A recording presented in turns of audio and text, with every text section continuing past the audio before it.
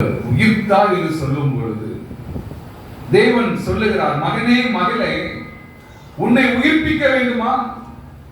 தினந்தோறும் உன்னை உயிர்ப்பிக்க இயேசு வருவேன் என்று சொல்லுகிறார். இந்நாளில் இயேசு எப்படி உயிர்த்தெழுந்தார்? அவர் உயிர்த்தெழுந்து 2000 வருடங்களுக்கு மேலாயிட்டு என்று நீங்க நினைக்கிறீங்களா? தேவன் இப்பொழுது சொல்லுகிறார், அப்படி சிந்திக்கிற மகளே மகளே, தேவன் சொல்லுகிறார், நீ உயிருள்ள தேவனை ஆராதிக்க வந்திருக்கிறார். உன் பலவீனம் மாற வேண்டுமா? உயிர்த்த இயேசு உன் பலவீனத்தை மாற்றுவார். உன் சரீரத்தை மாற்ற வேண்டுமா? உன் அவயங்களை மாற்ற வேண்டுமா? உன் எண்ணங்களை மாற்ற வேண்டுமா? உன் பிள்ளைகளின் வாழ்க்கையை மாற்ற வேண்டுமா? இந்த இயேசு உன் வாழ்க்கையில உயிரோடு எழும்ப வேண்டும். எதெல்லாம் நீ கஷ்டப்படுகிறாயோ, எதெல்லாம் நீ வேதனைப்படுகிறாயோ, எதெல்லாம் துக்கத்தை நீ சுமக்கிறாயோ, அதில் இயேசு உயிர்ப்பிக்க வேண்டும் என்று தேவன் சொல்லுகிறார். அந்த உயிர்ப்புள்ள இயேசுவை நோக்கி கூப்பிடு. தேவன் உயிருள்ள காரியத்தை செய்வேன் என்று சொல்லுகிறார். சந்தேகப்படாதே, அவிசுவாசப்படாதே, கலங்காதே, பயப்படாதே, திகையாதே, கலங்காதே.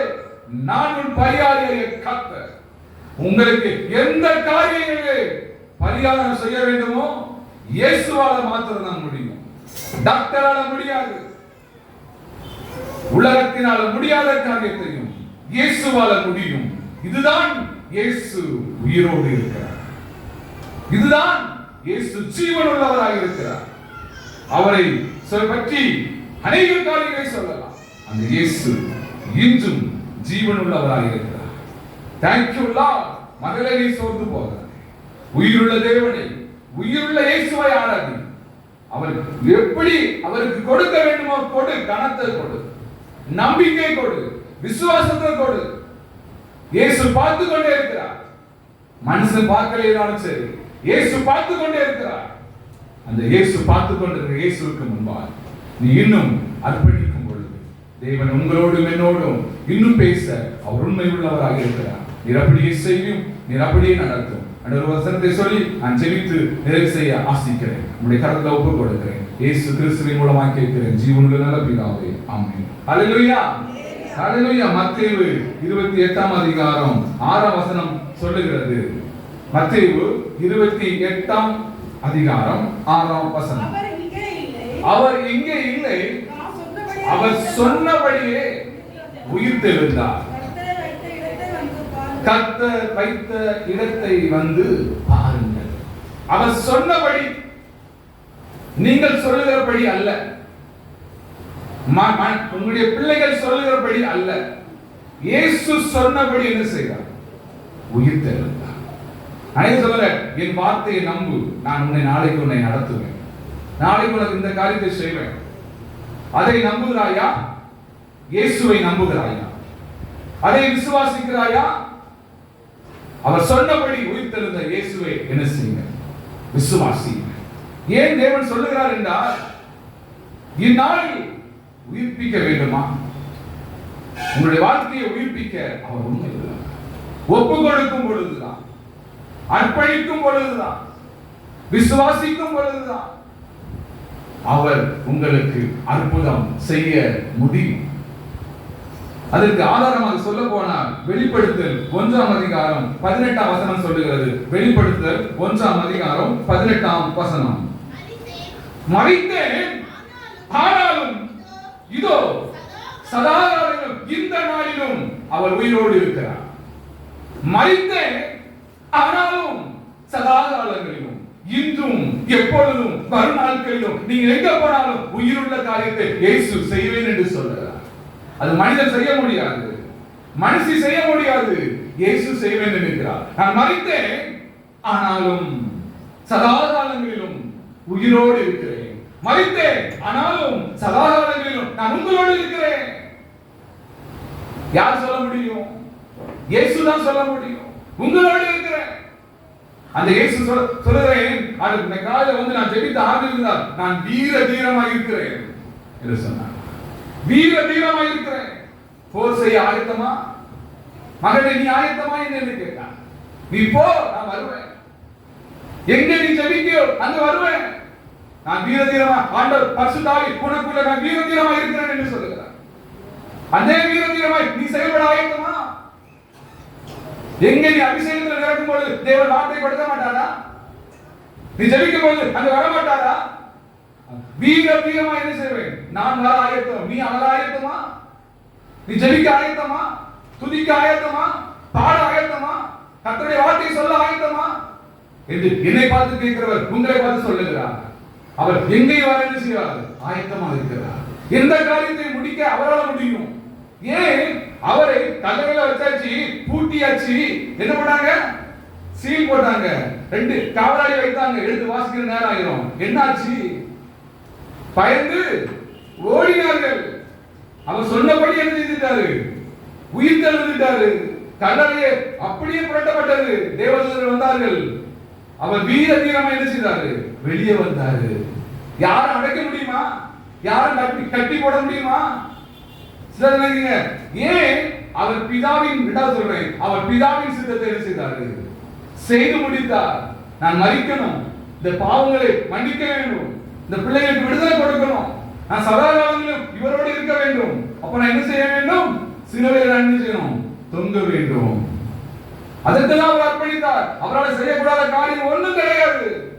நீங்கள் என்ன செய்யணும்? இந்த உலகத்துல சில காரியங்களை அர்ப்பணிக்க வேண்டும், சில காரியங்களை ஒப்பு கொடுக்க வேண்டும், சில காரியங்களை இயேசுவுக்காக சகிக்க வேண்டும். அப்பொழுதுதான் மூன்றாவது சொல்லுகிறார், அப்பொழுதுதான் என்ன செய்வாரு? என் பிள்ளை என்னுடைய வார்த்தைக்கு என்ன செய்கிறது? செவி கொடுக்கிறது, என்னுடைய கட்டளைக்கு கீழ்ப்படுகிறது. இந்த காரியத்தை நான் என்ன செய்வேன்? இந்த பிள்ளைக்கு நான் செய்து கொடுப்பேன் என்று தேவன் மூன்றாவது வாக்கு கொடுக்கிறார். முதலாவது நாம் என்ன செய்யணும்? கர்த்தருடைய வார்த்தைக்கு கீழ்ப்படி, அவர் சொல்லுவதை செய்யணும். மூன்றாவது கர்த்தர் என்ன செய்வாரு? உங்களுக்கு கிரியை செய்வார். இதற்கு அர்ப்பணிக்கும் பொழுதுதான் தேவன் இந்நாளில் உயிர்த்த இயேசு அவர் சதா காலங்களில் என்ன செய்வார்? உங்களோடு இருந்து, நான் மரித்தேன் ஆனாலும் சதா காலங்களிலும் உயிரோடு இருக்கிற இயேசு நம்மளோடு என்ன செய்கிறார்? இருக்கிறார். ஹல்லேலூயா. அமிதமான கிருபையினால உங்கள் ஒவ்வொருவரையும் தேவன் நடத்துவாராக. நாம் எழும்பி நின்று நான் ஜெபித்து நிறைவு செய்கிறேன். ஹல்லேலூயா, ஹல்லேலூயா. Thank you Jesus. Thank you Lord. Thank you Jesus. ஜீவிக்கிறார் இயேசு, ஜீவிக்கிறார். என் உள்ளத்தில் அவர் ஜீவிக்கிறார்.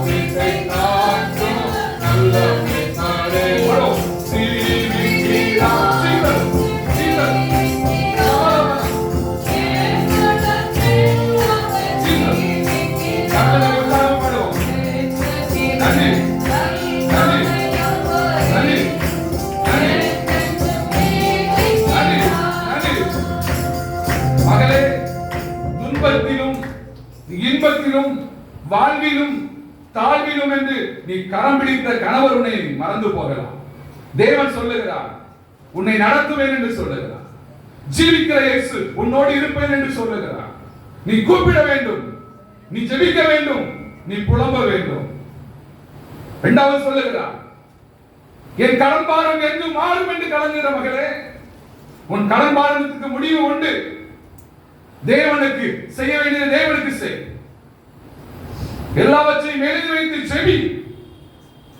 மூன்றாவது வழிவாசல், ஜீவிக்கிற இயேசு உனக்காக ஒரு காரியத்தை செய்ய ஆயத்தமாக இருக்கிறார். ரோஷாவா லீகாவா துனிகா.